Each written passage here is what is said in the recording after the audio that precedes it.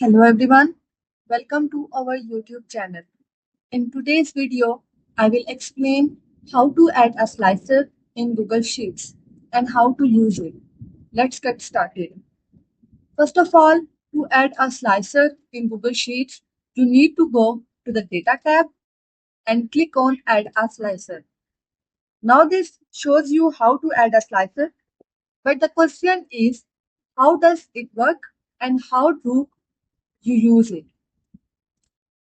For example, I have some data here about workers, which includes their ID, person name, shift, and salary, etc. Now I want to find out which person's shift is during the night and which person's shift is during the day. By using a slicer, we can check which person is working in which shift. So let's do it.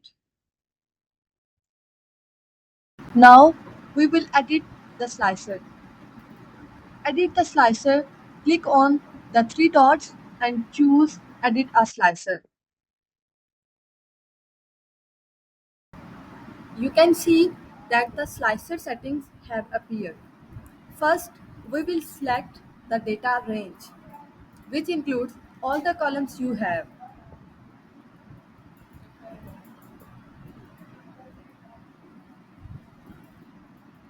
After selecting the data, choose the column through which you want to filter the information.